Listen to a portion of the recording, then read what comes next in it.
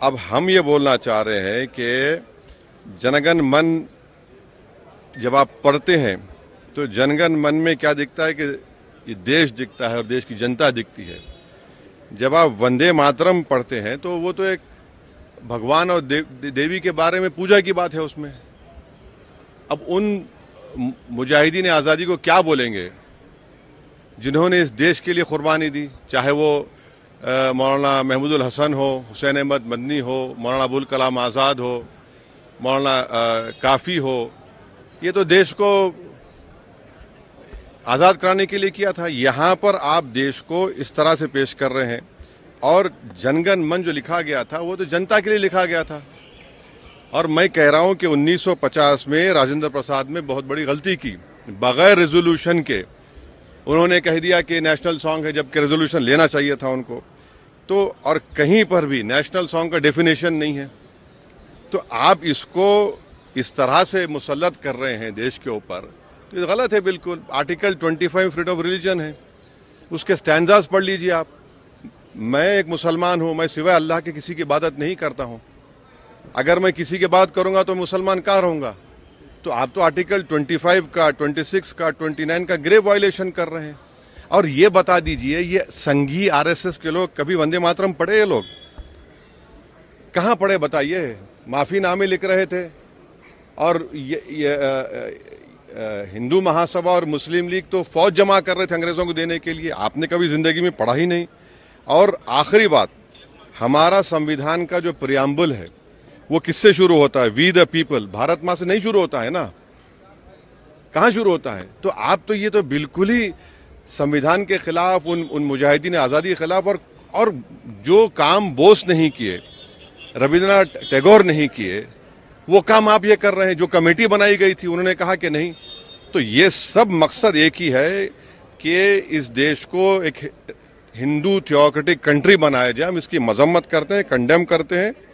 और बीजो इमानुएल का जजमेंट आज भी रेलेवेंट है और कल भी रेलेवेंट रहेगा। अब हम ये बोलना चाह रहे हैं कि जनगण मन जब आप पढ़ते हैं तो जनगण मन में क्या दिखता है कि ये देश दिखता है और देश की जनता दिखती है।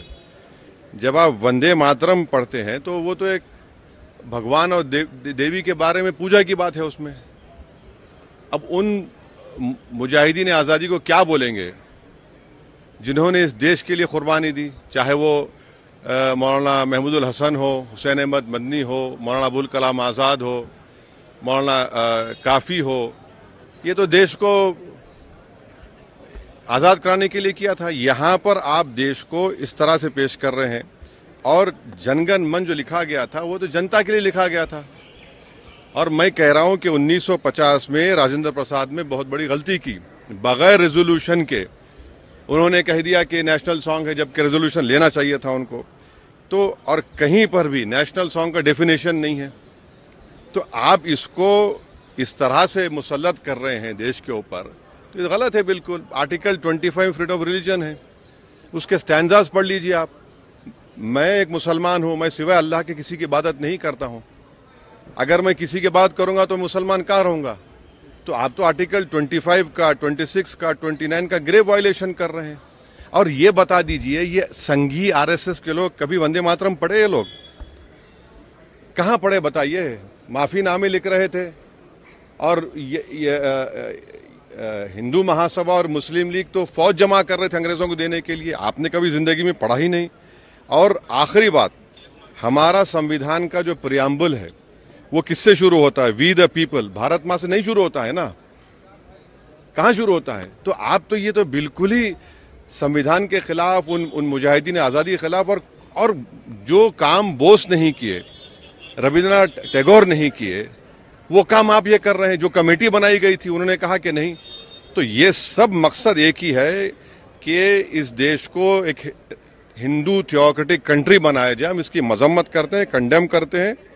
और बीजो इमानुएल का जजमेंट आज भी रेलेवेंट है और कल भी रेलेवेंट रहेगा।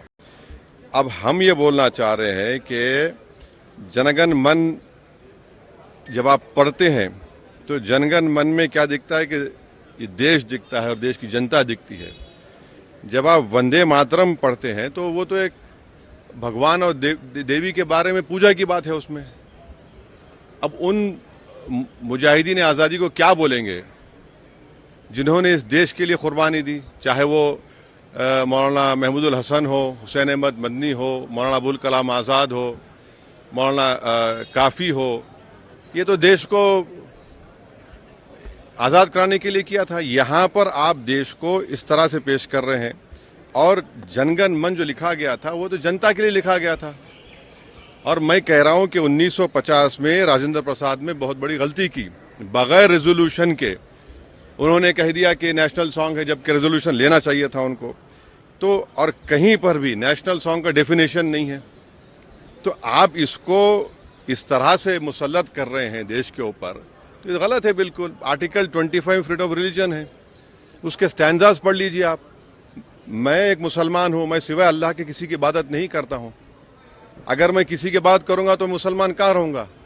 तो आप तो आर्टिकल 25 का, 26 का, 29 का ग्रेव वायलेशन कर रहे हैं। और ये बता दीजिए, ये संघी आरएसएस के लोग कभी वंदे मातरम पढ़े? ये लोग कहाँ पढ़े बताइए? माफीनामे लिख रहे थे। और हिंदू महासभा और मुस्लिम लीग तो फौज जमा कर रहे थे अंग्रेजों को देने के लिए। आपने कभी जिंदगी में पढ़ा ही नहीं। और आखिरी बात, हमारा संविधान का जो प्रियम्बल है वो किससे शुरू होता है? We the people. भारत माँ से नहीं शुरू होता है ना, कहाँ शुरू होता है? तो आप तो ये तो बिल्कुल ही संविधान के खिलाफ, उन मुजाहिदीन आज़ादी के खिलाफ। और जो काम बोस नहीं किए, रविंद्रनाथ टैगोर नहीं किए, वो काम आप ये कर रहे हैं। जो कमेटी बनाई गई थी उन्होंने कहा कि नहीं। तो ये सब मकसद एक ही है कि इस देश को एक हिंदू थियोक्रेटिक कंट्री बनाया जाए। हम इसकी मजम्मत करते हैं, कंडेम करते हैं। और बीजू इमानुएल का जजमेंट आज भी रेलेवेंट है और कल भी रेलेवेंट रहेगा।